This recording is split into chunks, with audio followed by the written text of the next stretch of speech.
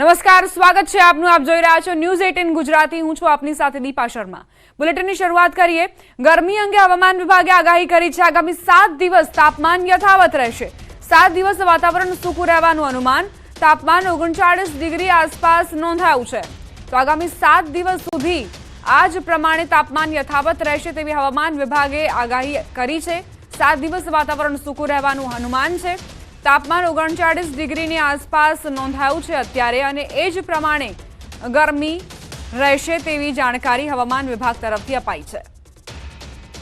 બપોર દરમિયાન જે કાળઝાળ ગરમીનો અહેસાસ લોકોને થઈ રહ્યો છે તે યથાવત જ જોવા મળશે, અને 7 દિવસ સુધી આ જ પ્રમાણે વાતાવરણ માટે તૈયાર રહેવું પડશે લોકોને. બપોર દરમિયાન આગાહીની અનુસાર જ લોકોને તકેદારી રાખવાની જરૂર છે. તાપમાન સૂકું રહેશે તેવી જાણકારી. 7 દિવસ સુધી આ જ પ્રમાણે ગરમીમાં શેકાવા માટે તૈયાર રહેવું પડશે. બપોર દરમિયાન ખાસ કરીને જે તાપમાન વધતું જઈ રહ્યું છે તે યથાવત રહેશે.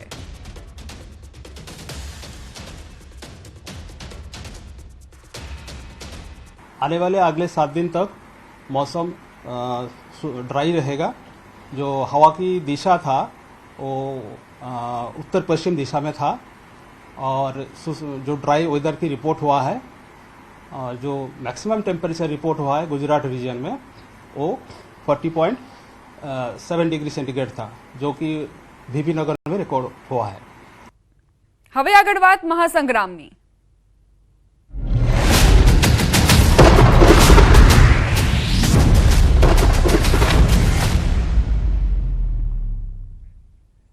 સમાચાર અમરેલીથી પ્રાપ્ત થઈ રહ્યા છે. પ્રતાપ દુધાતની નિલેશ કુંભાણીને ખુલ્લી ચીમકી. નિલેશ કુંભાણીને ગદ્દાર ગણાવ્યા. નિલેશ કુંભાણીને છેલ્લા શ્વાસ સુધી નહીં છોડવું તેવું નિવેદન આપ્યું. હવે સુરતમાં કાં તો પ્રતાપ દુધાત રહેશે કાં તો એ રહેશે.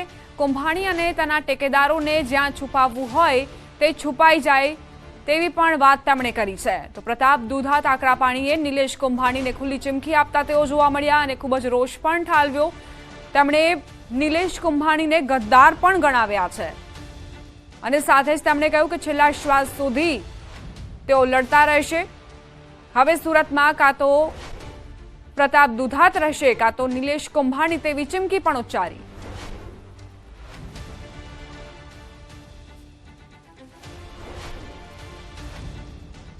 સુરત સાથેનો મારો નાતો છે.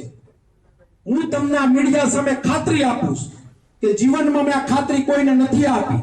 કોંગ્રેસ પાર્ટીના નેતાઓ સાથે પણ મેં વાત કરી છે. કોંગ્રેસ પાર્ટીના આગેવાનો સાથે દિલ્હી સુધી મેં કીધું છે, પ્રતાપ દુધાત શમશાને જાય ત્યાં સુધી એ સુરતના હળબંકાએ જે આપણને ગદ્દારી કરી એની રાખ થઈ જાય તેને શમશાનમાં કેવી હું એને મૂકવાનો નથી. હું પોતે લડાઈ લડવાનો. આ એટલે કહું છું કે એને પીઠમાં ખંજર પ્રજાને માર્યું. કોંગ્રેસ પાર્ટીને નુકસાન કર્યું છે, સાથે સાથે પ્રજાને માર્યું. આ મીડિયા મારફત ઈ 3 ટેકેદારો, આ મીડિયા મારફત ઈ કોંગ્રેસનો ઉમેદવાર, તમારે જ્યાં કોઠીમાં ભાજપની આટમાં હમતાઓને હમતાઈ જાજો. 7 તારીખ પછી મારી લડાઈ ચાલુ થાય. સુરતમાં કા તમે રહે અને કા પ્રતાપ દુધાત રહે, તમને બતાવીશ કોંગ્રેસની ગદ્દારી કરવાથી પરિણામ શું આવે એ આવનાર દિવસોમાં હું તમને આવીને બતાવું. 7 તારીખ સુધી અહીંયા આવેલા બધા જ લોકો લડવાનું કામ કરે. સંવાદદાતા રાજન જોડાઈ ગયા છે વધુ જાણકારી સાથે. રાજન, જે પ્રતિક્રિયા પ્રતાપ દુધાત અત્યારે આપી રહ્યા છે, નિલેશ કુંભાણીને લઈને ખાસ કરીને રોષ ઠાલવ્યો છે, શું વધુ વિગત? દીપા, આજે અમરેલી જિલ્લા કોંગ્રેસની ચૂંટણી મધ્યસ્થ કાર્યાલયનું ઉદ્ઘાટન હતું, અને આ પ્રસંગે પ્રતાપ દુધાતે ભાજપ ઉપર ખાસ કરીને આકરા પ્રહારો કર્યા છે, અને સાથે સાથે કોંગ્રેસના નિલેશ કુંભાણીને પણ નથી છોડ્યા. સૌથી પહેલા તેમણે ભૂપત ભાયાણીએ જે કર્યું હતું તેનો જવાબ આપ્યો હતો, પરંતુ ત્યારબાદ તેમણે પોતાના જ પક્ષના નિલેશ કુંભાણી વિશે ખૂબ આક્રમકતાથી કહ્યું છે કે હું છેલ્લા શ્વાસ સુધી નિલેશ કુંભાણીને નહીં છોડું. કોંગ્રેસના ઉમેદવાર, તેમના ટેકેદારો, તેમણે શું કર્યું છે અથવા તો આ ખેલ કેવી રીતે પડી ગયો તેના વિશે જાણકારી લઈ તેમની સામે લીગલ પગલા પણ લેવામાં આવશે, અને પાર્ટી દ્વારા પણ આ પગલામાં લેવામાં આવશે. જી દીપા. આભાર રાજન જાણકારી માટે.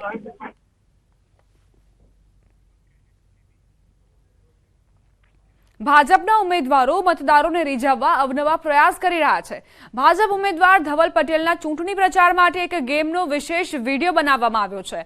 આ વિડીયો ગેમમાં કેરેક્ટરની જગ્યાએ ધવલ પટેલના ચહેરાવાળું કેરેક્ટર દર્શાવવામાં આવ્યું છે. મોબાઈલ દ્વારા રમાતી આ ગેમમાં વિકાસ અને જનકલ્યાણકારી યોજનાઓની માહિતી છે.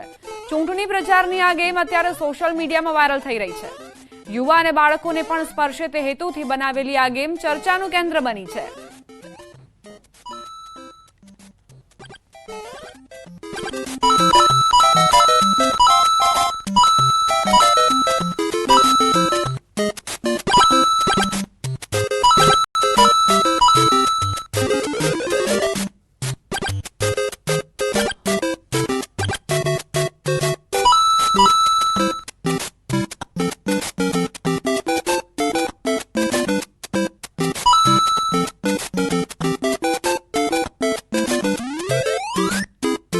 अब की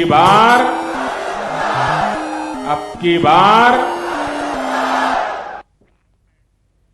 પ્રચાર દરમિયાન નેતાઓ અલગ અલગ અંદાજમાં જોવા મળતા હોય છે. ખાસ કરીને રાજકોટમાં કોંગ્રેસના ઉમેદવાર પરેશ ધાનાણી હંમેશા કંઈક નવું કરતા હોય છે. આ વખતે પણ પરેશ ધાનાણી આગવી રીતે પ્રચાર કરતા દેખાયા. જસદણ પહોંચેલા ધાનાણીએ રત્ન કલાકારો સાથે વાતચીત કરી. જસદણની હીરા બજારમાં પ્રચાર માટે પહોંચેલા પરેશ ધાનાણી હીરા ઘસવા બેસી ગયા. ધાનાણી હીરા ઘસતા હોય તેવો વિડીયો વાયરલ થયો છે.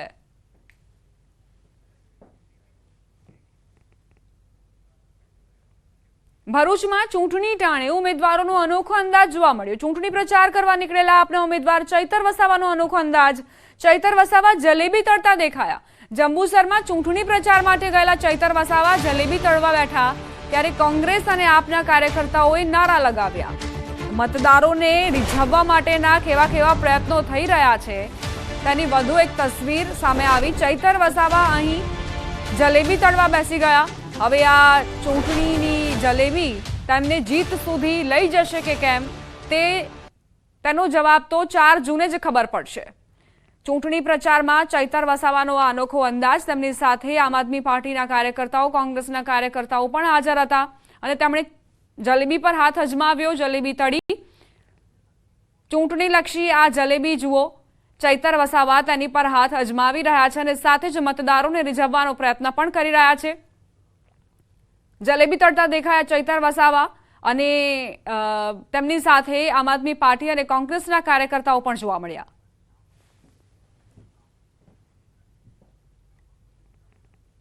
પંચમહાલ જિલ્લા કોંગ્રેસમાં મોટું ભંગાણ. કોંગ્રેસના નેતાઓએ રાજીનામા આપ્યા. વિધાનસભાના 2 પૂર્વ ઉમેદવારોએ રાજીનામા આપ્યા છે. અંગત કારણોસર રાજીનામા આપ્યા હોવાની જાણકારી. દુષ્યંતસિંહ ચૌહાણે લોકસભા ચૂંટણી માટે ડમી ઉમેદવાર તરીકે ઉમેદવારી પત્ર ભર્યું હતું.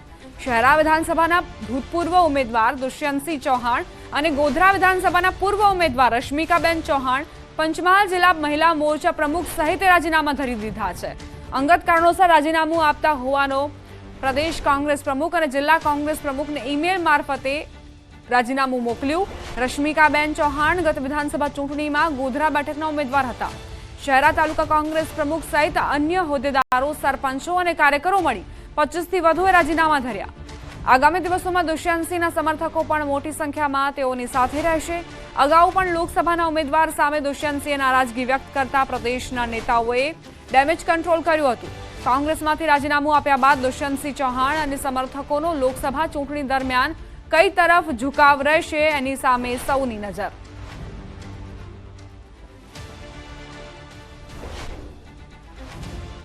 પંચમહાલના કાલોલમાં ભાજપ કાર્યાલયનું ઉદ્ઘાટન કરવામાં આવ્યું છે. આ પ્રસંગે કાલોલના ધારાસભ્ય ફતેહસિંહ ચૌહાણનું નિવેદન સામે આવ્યું. કાલોલ સીટ એટલે પંચમહાલ લોકસભાના ઉમેદવાર મુરતિયાના મા બાપની સીટ કહેવાય. કાલોલ સીટ પરથી સૌથી વધુ લીડ અપાવવાની છે. કાર્યાલય બેસી રહેવા નહીં, ચૂંટણી જીતવા શરૂ કરાયું છે. હવે થોડા દિવસ લગ્નમાં ફરવાની સાથે પ્રચાર માટે પણ કામે લાગી જાઓ. ભાજપ કાર્યકર્તાઓને ઘર ઘર સુધી પહોંચવા ધારાસભ્યએ આહવાન કર્યું. વાંકાનેરના વિક્રમ સોરાણી 29 એપ્રિલે રાજકોટના રામપરા ગામે CR પાટીલની હાજરીમાં ભાજપમાં જોડાશે. ગત વિધાનસભા ચૂંટણીમાં તેઓ આમ આદમી પાર્ટીમાંથી ચૂંટણી લડ્યા હતા, પરંતુ ભાજપના જીતુ સોમાણી સામે તેમની હાર થઈ હતી. સોરાણીએ ઓગસ્ટ 2023માં આપમાંથી રાજીનામું આપ્યું હતું. 1 મહિના પહેલા સુધી તેઓ કોંગ્રેસમાં જોડાશે તેવી અટકળો હતી. જો કોંગ્રેસ ઠાકોર સમાજને ટિકિટ આપશે તો જ કોંગ્રેસમાં જોડાશે તેવી શરત મૂકી હતી. રાજકોટ લોકસભા બેઠક પર કોંગ્રેસ તરફથી વિક્રમ સોરાણીનું નામ પણ ચર્ચામાં હતું. જો કે ક્ષત્રિય સમાજના વિરોધ વચ્ચે કોંગ્રેસે અચાનક પરેશ ધાનાણીને ચૂંટણી મેદાનમાં ઉતાર્યા. એવામાં વિક્રમ સોરાણીએ ભાજપમાં જોડાવાની જાહેરાત કરતા આજે કોંગ્રેસમાં જોડાવાની અટકળો પર પણ પૂર્ણવિરામ મૂક્યું. સમાચાર વડોદરાથી પ્રાપ્ત થઈ રહ્યા છે. વડોદરામાં વોર્ડ નંબર 10ના ભાજપના કાર્યકર્તાએ દાદાગીરી કરી હોવાનું સામે આવ્યું. ગોત્રીમાં પાન પાર્લર ધારક પાસે કાર્યકર્તાઓ ખુરશી માંગી રહ્યા હતા.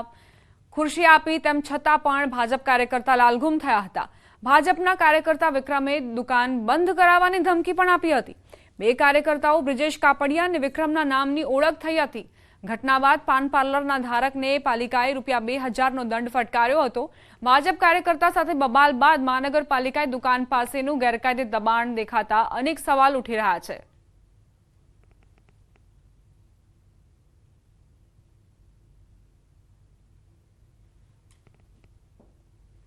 વડોદરામાં એક યુવક અનોખી સેવા કરશે. વયોવૃદ્ધ મતદારોને પોતાની કારમાં યુવાન મતદાન માટે મફત લઈ જશે. શૈલેષ મૈસુરી નામના યુવકે મતદાન વધારવા અનોખું બીડું ઝડપ્યું. ગત વિધાનસભા ચૂંટણીમાં સેવા શરૂ કરી હતી. પહેલા જ વર્ષમાં 35 વૃદ્ધ મતદારોને મફત વાહનની સેવા પૂરી પાડી હતી. વયોવૃદ્ધ નાગરિકો સામાન્ય રીતે મતદાન માટે જવાનું ટાળતા હોવાથી આ યુવકને અનોખી સેવાનો વિચાર આવ્યો. શૈલેષ મૈસુરી મતદારોને મતદાનનું મહત્વ પણ સમજાવે છે.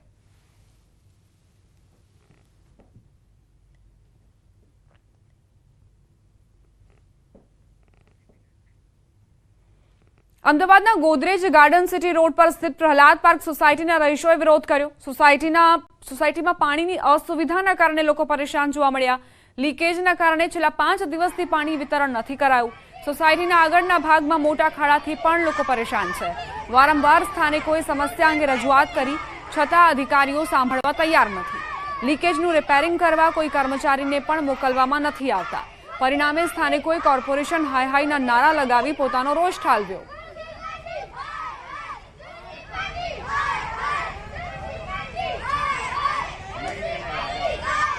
સમાચાર રાજકોટથી. રાજકોટમાં કોન્સ્ટેબલ ભાર્ગવ બોરીસાગરે આપઘાત કર્યો છે. મવડી પોલીસ હેડક્વાર્ટર ખાતે આપઘાત કર્યા હોવાના સમાચાર. હેડક્વાર્ટરના 10મા માળેથી નીચે કૂદીને આપઘાત કર્યો. કયા કારણોસર તેમણે આત્મહત્યા કરી છે તે હજુ જાણી શકાયું નથી. કોન્સ્ટેબલ ભાર્ગવ જેમણે આત્મહત્યા કરી લીધી છે. 10મા માળેથી ઝંપલાવીને તેમણે મોતને વહાલું કર્યું. સંવાદદાતા અંકિત જોડાઈ ગયા છે વધુ જાણકારી સાથે. અંકિત, શું ઘટના? ચોક્કસ દીપા, ખાસ કરી વાત કરવામાં આવે તો રાજકોટ શહેરના જે મવડી પોલીસ હેડક્વાર્ટર છે તેમાં 10મા માળેથી જે કોન્સ્ટેબલ છે તેને નીચે કૂદીને આપઘાત કરી લીધો હોવાનો બનાવ છે તે સામે આવ્યો છે. કોન્સ્ટેબલ ભાર્ગવ બોરીસાગરે 10મા માળેથી કૂદીને આપઘાત કરી લીધો છે ને સમગ્ર મામલાની જાણ તેના પરિવારજનોને થતા તેનો જે પરિવાર કે જે જેતપુર ખાતે રહે છે તે રાજકોટ હાલ દોડી આવ્યો છે. એકનો એક પુત્ર ભાર્ગવ બોરીસાગર હોવાનું છે તે સામે આવ્યું છે અને 5 મહિના પૂર્વે જ તેના લગ્ન થયા હતા અને ખાસ કરીને વાત કરવામાં આવે તો 1.5 મહિના પૂર્વે જ તેની રાજકોટ ખાતે બદલી થઈ હોવાની વિગતો છે તે ખાસ કરીને સામે આવી છે ને તે રાજકોટ રૂરલ પોલીસની અંદર રીડર શાખાની અંદર ફરજ બજાવતો હોવાની વાત છે તે સામે આવી છે. ત્યારે કયા કારણોસર આ ભાર્ગવ બોરીસાગર છે તેને આપઘાત કરી લેવાની ફરજ પડી છે તે બાબતે હાલ અત્યારે રાજકોટ શહેર તાલુકા પોલીસ દ્વારા તપાસ છે તે શરૂ કરવામાં આવી છે. તો સાથોસાથ ઘટના સ્થળે FSLની ટીમને પણ છે તે બોલાવવામાં આવી છે. કોઈ પ્રકારની સુસાઇડ નોટ લખી છે કે કેમ તે બાબતે પણ હાલ અત્યારે તપાસ કરવામાં આવી રહી છે. જી દીપા. આભાર અંકિત જાણકારી માટે.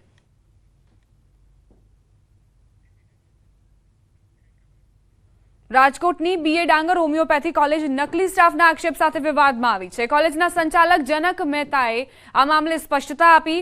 નેશનલ કમિશન ફોર હોમિયોપેથીની ટીમ તપાસમાં કોઈ ગેરરીતિ સામે ન આવી હોવાનો દાવો કર્યો. સાથે જ પૂર્વ પ્રિન્સિપાલ RK મિશ્રા પર બદનામ કરવાનો આક્ષેપ લગાવ્યો. હાલ આ સમગ્ર મામલે તપાસ ચાલી રહી છે. એ ટર્મિનેટ કર્યા એ દરમિયાન એમનું કહેવાનું એવું હતું કે હું તમારી કોલેજને કોઈ પણ સંજોગોમાં બંધ કરાવીશ. એટલા માટેથી આ 6 મહિના પહેલા પણ આ ટાઈપનો પ્રયત્ન કર્યો હતો. અત્યારે પણ ફરીથી અમારું જે ઇન્સ્પેક્શન આવ્યું હતું એના હિસાબે પણ આ ટાઈપનો એક પ્રયત્ન કર્યો છે. વલસાડના નવી નગરી વિસ્તારમાં થોડા દિવસ અગાઉ ઘરમાંથી જ એક યુવતીના મળેલા મૃતદેહને લઈને જાણકારી છે. આ મામલે પોલીસે ચોંકાવનારો ખુલાસો કર્યો. જિજ્ઞા રાઠોડ નામની યુવતીની તેના જ પતિએ હત્યા નિપજાવી હોવાનું બહાર આવ્યું. પોલીસે ગણતરીના સમયમાં જ આરોપી પતિની ધરપકડ કરી લીધી છે. ઘર જમાઈ તરીકે યુવતીના ઘરમાં રહેતા યુવક અવારનવાર ઝઘડા કરતો હતો. યુવતી સાથે છૂટાછેડા લેવા માંગતો હતો, પરંતુ જીજ્ઞા તૈયાર થતી ન હતી, જેથી આવેશમાં આવી પતિએ પત્નીનું ગળું દબાવી હત્યા નિપજાવી ફરાર થઈ ગયો હતો. જીજ્ઞાબેનના આજથી 4 મહિના પહેલા વૈભવ નાયકા નામના વ્યક્તિ સાથે લવ મેરેજ કરેલા હતા અને વૈભવભાઈ છે જીજ્ઞાબેનના પતિ જે પપ્પા છે એમની સાથે ઘર જમાઈ તરીકે રહેતો હતો અને બનાવના દિવસે અનિલભાઈ જ્યારે મજૂરી કામ માટે બહાર ગયા ત્યારે જીજ્ઞાબેન સાથે એને છેલ્લા મેરેજ થયા ત્યારથી જ એને જીજ્ઞાબેન ઉપર આડા સંબંધો બાબતે શંકા અને વહેમ હતી. અમદાવાદના દાણી લીમડામાં યુવકની ઘાતકી હત્યાથી ચકચાર મચ્યો છે. ઝુબેર કુરેશી નામના 31 વર્ષીય યુવકને છરીના ઘા ઝીકી મોતને ઘાટ ઉતારાયો. ગળા, છાતી અને હાથ પર છરીના ઉપરા છાપરી ઘાથી યુવકનું મોત નીપજ્યું. યુસુફ અલી ઉર્ફે લાલા બાબુભાઈ સૈયદ નામના શખ્સ પર ઝુબેરની હત્યાનો આરોપ મુકાયો.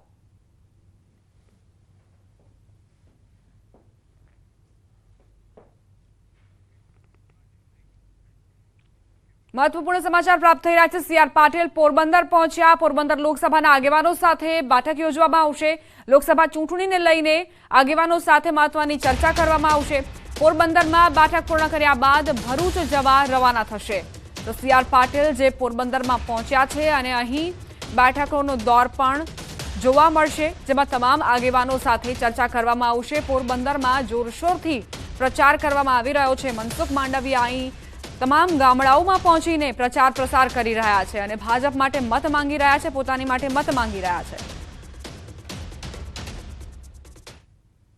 બનાસકાંઠાના ડીસામાં 5 શ્રમિકોને ગુંગળામણની અસર થઈ. સારવાર દરમિયાન 3 શ્રમિકના મોત થયા. પેપર મિલના કૂવામાં કામ કરતા ગુંગળામણ થઈ.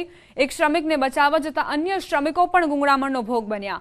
પાલનપુર ડીસા હાઈવે પર પેપર મિલના કૂવામાં કામ કરતી વખતે આ ઘટના બની. 108 અને ફાયરની ટીમની મદદથી શ્રમિકોને પાલનપુર સિવિલ હોસ્પિટલમાં સારવાર માટે ખસેડાયા. ગઢ પોલીસે સમગ્ર મામલે વધુ તપાસ હાથ ધરી છે.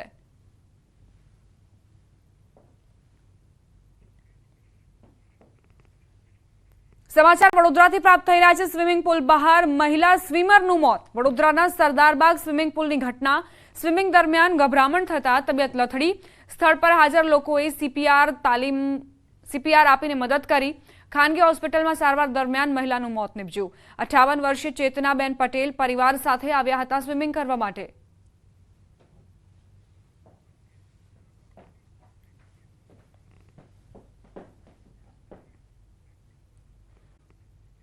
ગુજરાતમાં ફૂટબોલની રમતને મજબૂત કરવા ગુજરાત સ્ટેટ ફૂટબોલ એસોસિએશને મોટી પહેલ કરી છે. રાજ્યમાં પ્રથમ વખત ફ્રેન્ચાઇઝી આધારિત ફૂટબોલ લીગનો પ્રારંભ કરાયો. અમદાવાદના ઇકા એરેના ટ્રાન્સ સ્ટેડિયમમાં 1 થી 12 મે દરમિયાન જીએસએલ ટુર્નામેન્ટ યોજાશે, જેમાં 6 ટીમ ભાગ લેશે. દેશભરમાંથી 10 રાજ્યના ફૂટબોલ ખેલાડીઓ આ લીગમાં ભાગ લઈ રહ્યા છે. Ahmedabad Avengers, Gandhinagar Giants, Karnavati Knights, Saurashtra Spartans, Vadodara Warriors, Surat Strikers સહિતની ટીમ જીએસએલમાં ભાગ લેશે. ગુજરાત પ્રવાસન નિગમ અને સ્પોર્ટ્સ ઓથોરિટી ઓફ ગુજરાત જીએસએલના મુખ્ય પ્રયોજક અને સહયોગી સ્પોન્સર છે.